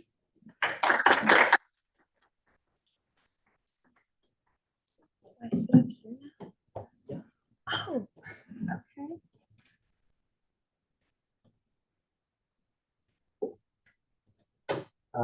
Senator Whiskey. Okay, so I'm gonna put a motion out there, but I also, I'm just gonna say, okay. I would motion for a 10-minute recess so we can go get food at Eyeball. If, depending on how long we are planning on still going for. So I believe that the plan is to do the election of the parliamentarian, and then did Vice President Deeds leave? I don't know if we wanted to look at the agenda tonight, but it would just be. He's coming back. Will we be looking at the agenda? Agenda, budget bill? Excuse me. Okay, then we will be looking at the election of the parliamentarian and then the budget bill, and then we'll finish off the meeting. So if you still want to make that motion, obviously you may. I'll put the motion out there, but I don't know if, to put that option out there. Does if that people are motion have hungry. a second? Okay, all in favor of taking a 10-minute recess, say aye. All opposed, say nay. Nay. Okay, the nays have it. Oh, and any abstentions? Okay, the nays still have it. We'll now move into the election of the parliamentarian. Do I see any nominations, beginning with Sam? This is one of the reasons why I'm decided to stay. I would like to nominate Senator Camberg for parliamentarian. Do I see any other nominations? Oh, thank you. Do you accept this nomination? I do. Do I see any other nominations? Okay, then you can come up and give a presentation.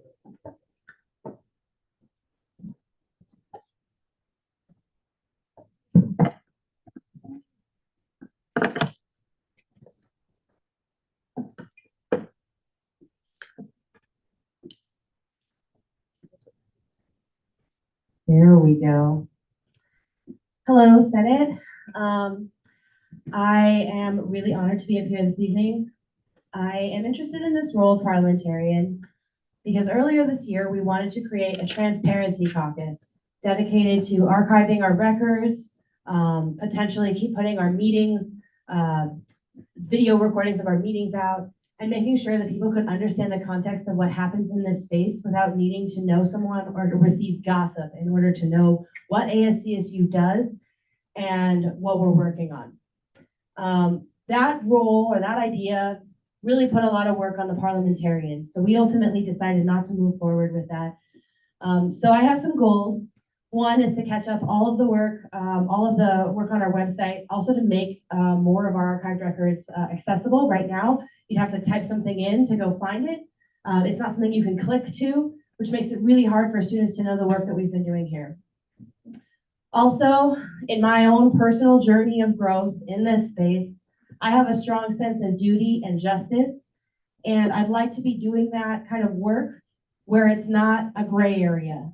I love parliamentary procedure. When we start to interpret what is right and wrong and what the rules are, and we get into these heated discussions, sometimes passions come out. This is where I've put my foot in my mouth, most recently this semester.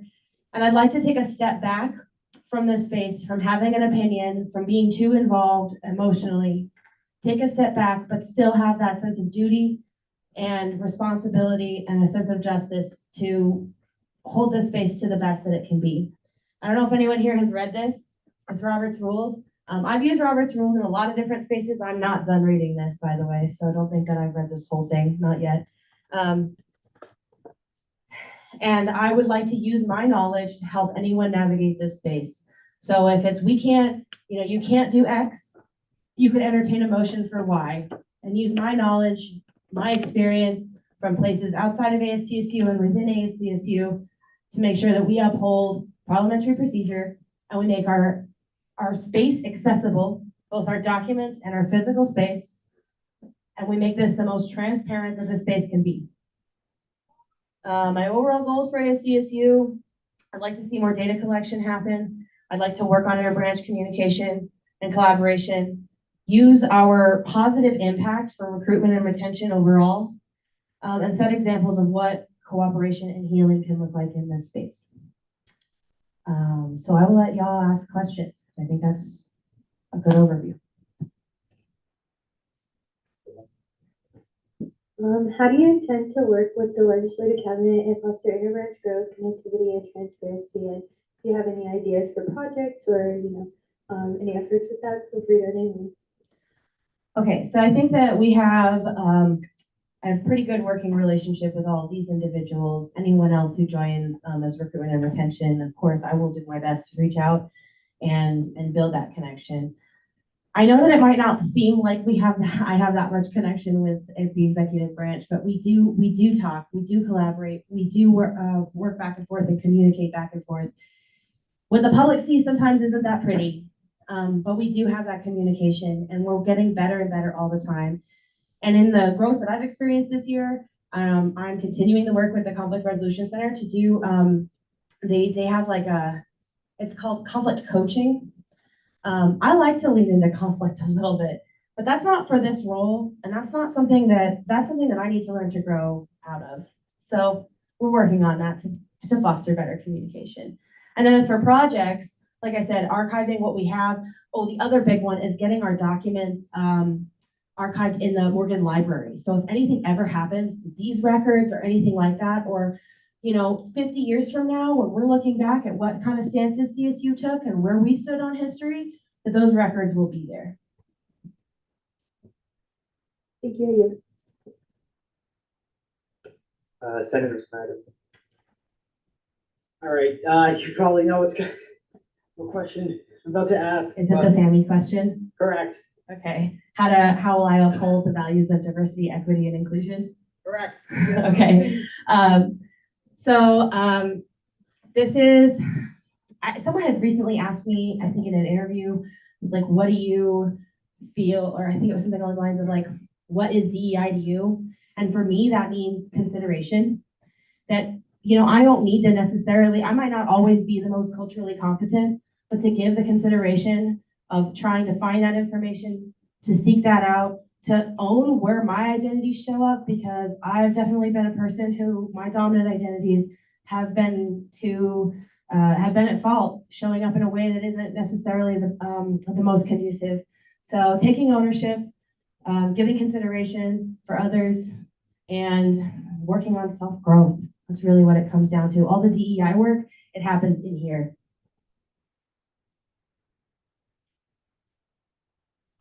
Senator, do you yield? Yes. Thank you. Senator Kelly? Is there anyone else on the list? No, it's just you. Cool. I would like to exhaust, or no, previous question, motion previous question. Does that motion have a second? Second. Do I see any dissent to that motion? Then you can take a step outside and vote on that.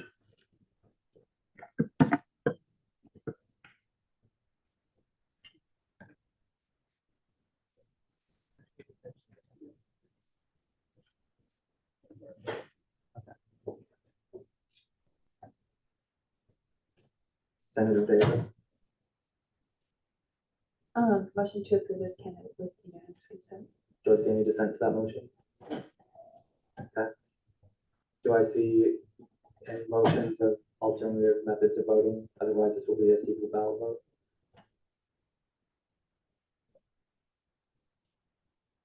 Sorry, quick point of order. You only need to do a secret ballot vote if it's more than one candidate. So if it's just one candidate, then it can just be unanimous. However, the voting process, folks can make that motion if they'd like, but Do I have any motions on methods of voting?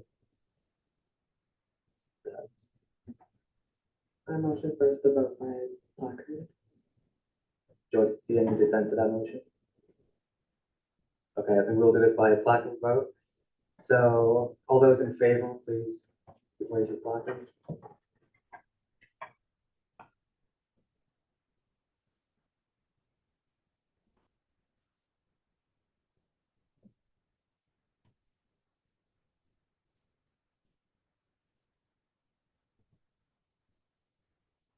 Okay, put those down now. All those opposed? Any abstentions?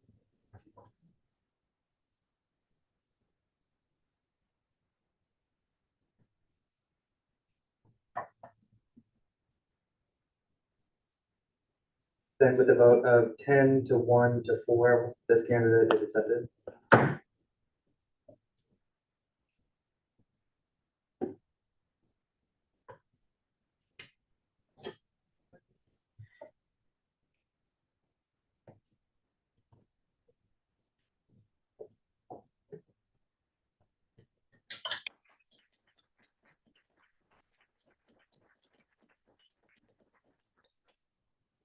Oh, it's fast.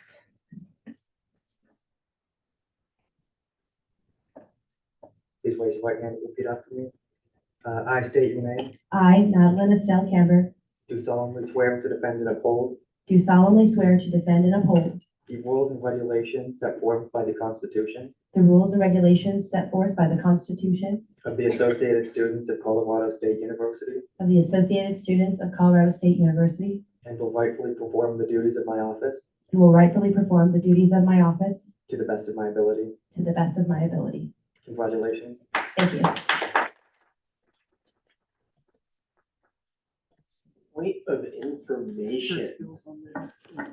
So we're just doing the bill, right? The budgetary, it's first reading next and then we're done. So technically, we do have elections of committee chairs on the agenda. I would entertain a motion to postpone that until the next meeting. Okay, I would love, just absolutely love all of you head over heels. If we did recruitment and retention officer.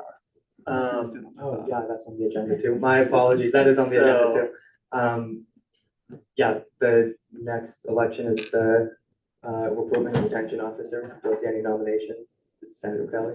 I'd like to nominate myself because I'm egotistical. Do I see any other nominations? Then you can come up and present.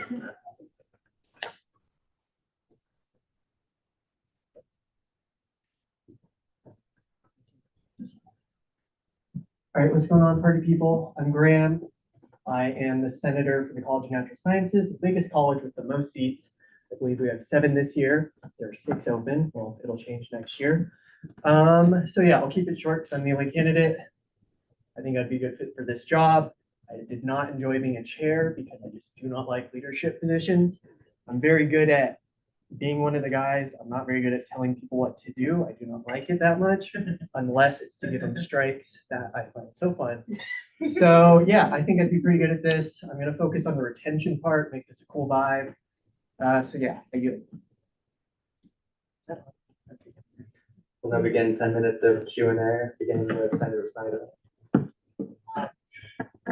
Diversity, equity, and inclusion. Yeah, correct. All right, so I would follow that. It's the CSU statement one, right? Yeah, basically, I don't know, if people want to join, I don't see why not. I don't know, I just view it as don't be a dick. I'm sorry, that's not German. Don't be a rude person, right? I mean, I don't view myself as better than anyone else. I think I'm pretty crappy at a ton of things. I pride myself in a couple things. But most people know more than me. I'm just gonna straight up admit that. I go into conversations and meeting people with that assumption. So if people are better than me, then why would I want them to join? And so that's gonna be my mindset going into this. And Senator Snyder, did you have any additional questions? No, I yield. Okay, thank you. Senator Salazar, My question was answered. Thank you. Senator Davis.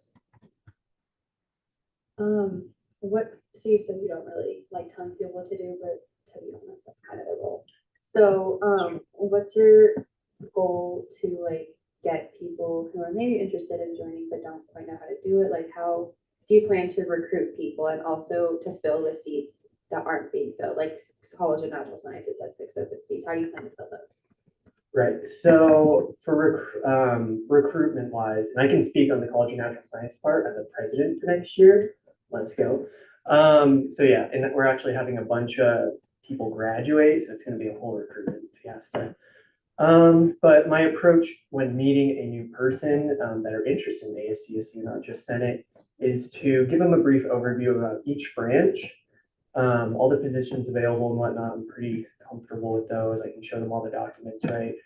And then for Senate especially, I'm definitely going to recommend attend a session, right? I think that's a good overview. I'm going to be honest, just straight up. I'm not going to sugarcoat what the space is like sometimes. I'm not saying all the time, but there are heated moments that some people might be uncomfortable with. I thrive on it, but that's just me. What's the rest of your question? Recruitment. Like, what's your plan to reach out to? Great question.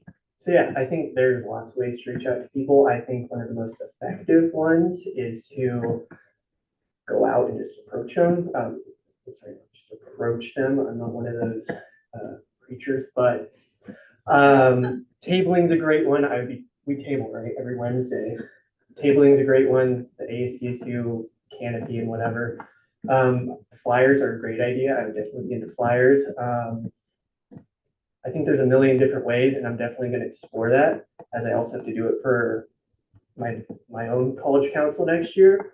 And so I'm going to be brainstorming a ton of different ways over the summer. I'm going to be in contact with my vice chair. I'm going to be in contact with people in Senate. And so I'd be open to any ideas. I think the plan right now is to just keep it standard and see what works. I'm going to try different options, tabling probably being the first one.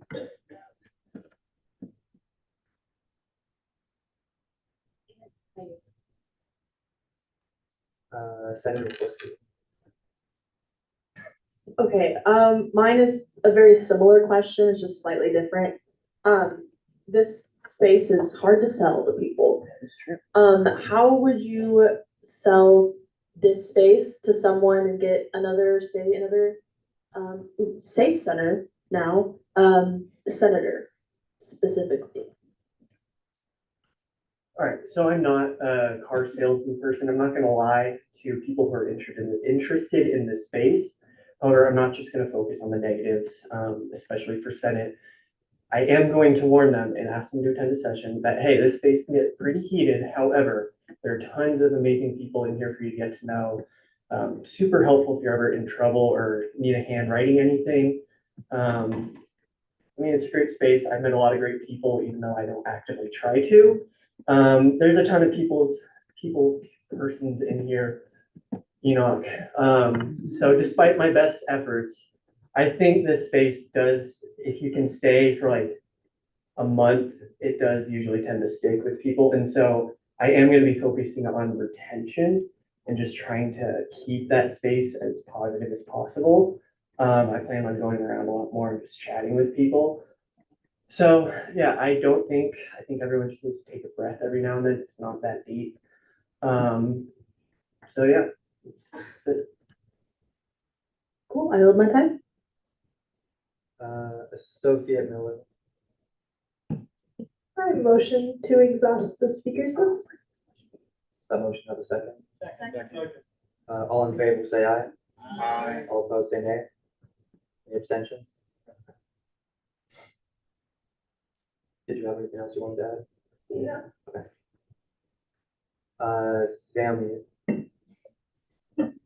Just Sam. He doesn't have a title now. Get some Senator Emeritus fights because this is fun. Sammy, you don't have to move back to gallery with your rights. You're You right. can sit You're right. at a mic. But it feels weird. Anyway, it's fine. The recruitment retention officer has their own budget. That's something that not a lot of people know. And as a result, it's only used in the last session, like ever, when they liberate like food. So with that in mind, how, if and when you are elected, we know the answer to this question. But anyway, if you are elected to the position, how do you plan to use that funding to better outreach to constituents? To be completely honest with you, that is new information to me and very nice information. Do you know how much? I believe historically it's been 2,000. I don't know what it's gonna look like this year. That's a y'all decision. Because it has a final approval on the budget, but it's about $2,000, give or take. Yeah, I don't think that should be solely my decision. I'm totally open to any ideas if anyone has it. My go-to, just immediately off the top of my head, food. Everyone loves food. I'm here for the eyeball for food, just straight up. Man, $2,000, dude, that opens so many new possibilities. I will definitely use it, and I'll try to use it responsibly. Good. I yield. Was it senator or associate? Senator. Senator. What was your name again? Vladimir Laura Pardo. You seem like a very fun person. That was a compliment. And my question to you is, what efforts are you willing to make in order to recruit people who usually shy away from these spaces? An example I would use is the undocumented community. Usually we shy away from these spaces because we're not represented in our government, and also we are often excluded from having rights, as that example, voting rights. So what efforts are you willing to make in order to incorporate the undocumented community? Because when I look around, I'm the only person representing the undocumented community, and I would like to change that. Yeah, great question, and thanks for the compliment. I promise you, this is all fake confidence, but fake it till you make it, as they say. So yeah, reaching out to communities like yours is a very important part of the job recruitment, right? It's in the name. And I think one of the easiest ways to reach out to those communities is to go to them, right? Go to their events, see what's happening, talk to people there, get them to know about Senate, right? It is a space that historically doesn't have a lot of representation from certain groups. I think that's kind of stupid because, I mean, straight up, if you want things to change, right, you go to the place where the changes happen. And so I'm going to try and encourage people to do that. Again, I'm not going to be dishonest with them, but I am going to let them know that, hey, you can change stuff in ASCSU, despite the rumors that, it's all drama. I'm here for it. But, right, Bills, Lexes can do stuff. We've seen it happen. I think it's possible. Thank you. I would recommend for you to do your research and find an organization on campus that focuses on fostering a safe space for undocumented students and make a presentation or something like that if elected. And yeah, I yield my time. And that is time for Q&A. So if I see any motions to, okay. Then you can step outside with the vote.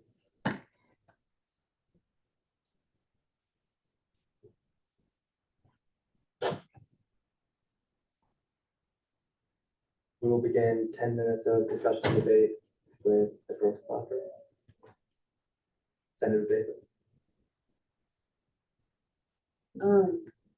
He's Joe, motion of previous question. Do I see a second? Do I see any dissent to that motion? Okay. Then now we can begin voting. Do I see any, Motion to approve this candidate with unanimous consent? do I see any dissent to that motion? Then this candidate is accepted with unanimous consent.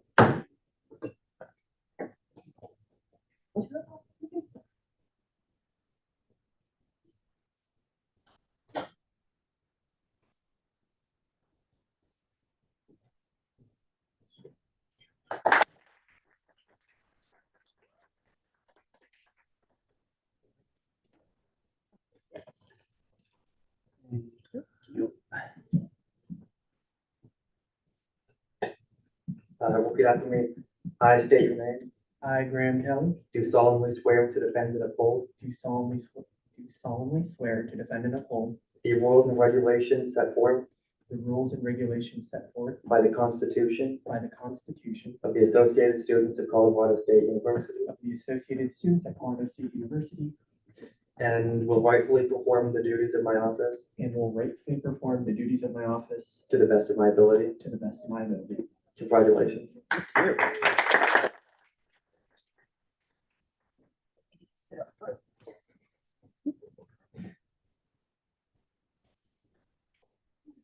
Senator Davis. Motion to table election of committee chairs into Friday. Do I see a second to that motion? Do I see any dissent to that motion? Okay. Then we will now. Yes,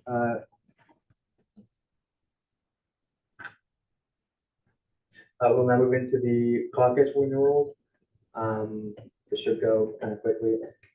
For those of you who don't know, because it's something that we don't do all the time, to renew a caucus, that takes a motion and then 2 seconds. It's called a second and a third to that motion, and then the Senate will vote on whether to renew the caucus to continue that into next year. So I would entertain a motion to go. I guess I just jump right in. I motion to renew the Women's and Social Justice Caucus. Thank you. Do I see any dissent to that motion? Okay. Senator Salazar. I motion to renew the accessibility caucus. Point of order, could you please use your microphone? Could you please, thank you. I motion to renew the accessibility caucus. Do I see any dissent to that motion? Okay. Excuse me, Senator Snyder. Motion to renew the housing caucus.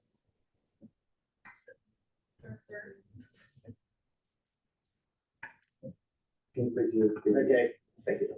Motion to renew the housing caucus. Thank you.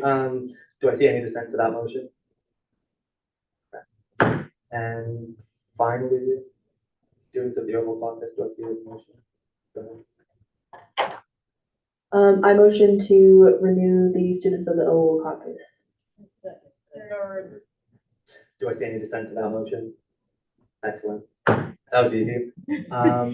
We'll now move into the budget bill.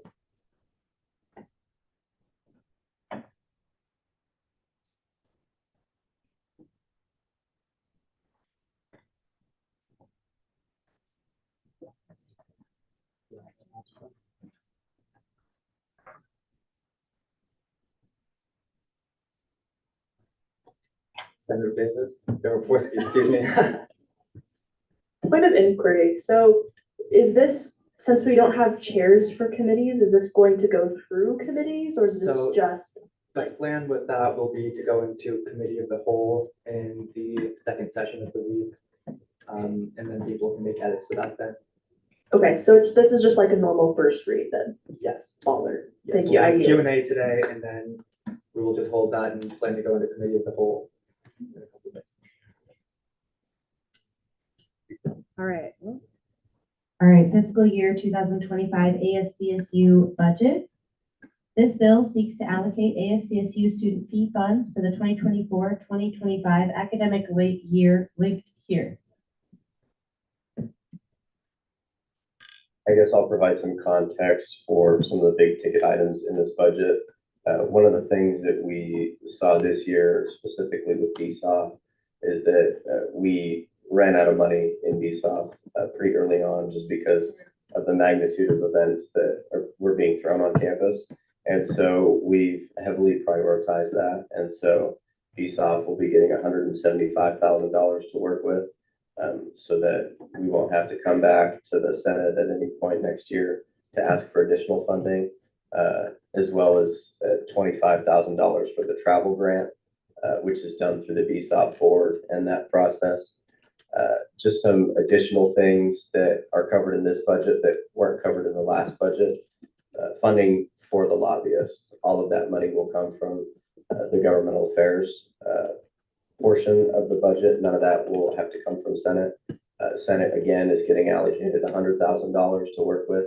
And we're hoping the way this budget is set up with the events that we're planning on doing in the various departments, that Senate will have full access to that $100,000 without executive needing to come to Senate for additional funds to support initiatives started by the executive branch. I think, additionally, and this went through SFRB as well, a 3% increase for all student employees of ASCSU. We found that I was against doing a pay increase because I don't think it would have affected me, and I don't think I need more money for doing this job. But what I was told is that keeping the pay competitive across campus is what will help attract people to ASCSU, and also ensure that communities who typically wouldn't have access to being a part of ASCSU have that access to the financial means that are granted by a cost of living increase. So that's a 3% increase for everyone across the board in Senate leadership, the court, executive, as well as an increase for Rocky Mountain Student Media. They're one of the largest employers of students on campus. They have about 250 student employees. And I mandated in those contract negotiations that if I'm getting any increase to Rocky Mountain Student Media, that the entirety of that 3% increase will go to student salaries. And that's what's reflected. So those are the big ticket items in the budget. Kind of a broad overview of it in the first read. I would also add that any increases or decreases within specific departments or branches were fairly proportional to what was spent or needed to be added this past year. So that's our reasoning with that. But if the speaker allows, I'd love to open the floor to any questions. With Senator Flisky. Okay, when I went over it before, there is an allocation for rail gym, correct? Okay. Would you be willing, I'm not sure this is a question, would you be willing to, before Friday, have kind of like a poll or some sort of way to reach students to see if this is an event that they want to see hosted again? Because I know, like, personally, my constituents didn't go, and they don't want to see that money going towards Rail Jam. However, that does not necessarily reflect all of CSU. And so I think it would be in our best benefit as senators to also kind of gauge how much the student body wants that event. Yeah, I'd be happy to send that out. From my understanding, the general feedback of the event was highly positive, covered by lots of on-campus media outlets, and so it was pretty positively received. But yeah, let's send something out. And one thing I would note here: this is our spending proposal, so it's not our actual where everything will be allocated. This is what we propose it will be spent on. But if you go one tab to the exec official budget, That's what it actually looks like. So all of that is indiscretionary. So not all of that 15,000 will necessarily be used for rail jam. So. Okay, thank you. I yield my time. Senator Davis. I should know this from SFRB, but I don't. You can go back. How much, extra money, like dollar amount, extra money do you have this year than last year? That's unallocated. Or Like more, like, additional funds. like, because with an increase, any sort of. Right. How much more? Let me look back and get you that number. Would you like from the funds or also accounting for unspent rollover from fiscal 24? Probably both, but I Yeah. do have a follow-up. Okay. Is like, how proportionally the stuff that you increase, like BSOP plus the other stuff, but not just BSOP. How much was that more than the percent of extra money you have? Like, did you have to take from other areas to increase that? I don't believe so, no. It was more kind of balanced. The way we started out is we looked at every department and every branch and what they spent and what they have remaining to spend, and then allocated kind of based on that. So traditions needed more money in their account, so we gave them more. Other departments didn't spend their whole budget, so we gave them less. And then with that money that we had left over, awarded that to other places like Peace Offer. Is that a pretty accurate description? Yeah, but I can get you those exact figures pretty soon here. Yeah. Thank you. Do you think that the way that you reallocated, this isn't like meant to point at anything, do you think it was fair? I do, yeah. Okay, I yield. Anyone else? Okay, seeing none. We will not send this to committees because we don't have committees elected yet. Thank you guys. Thank you. And I'd highly encourage everybody to go up and enjoy eyeball. That's where I'm heading now. So it'll be a party. We'll be finished soon. Yeah. See you there.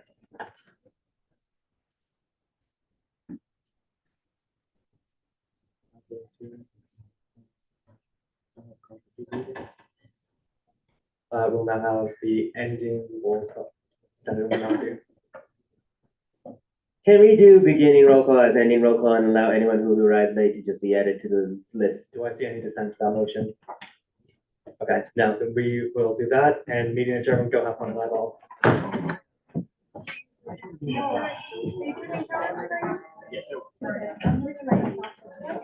I will mess with this another time.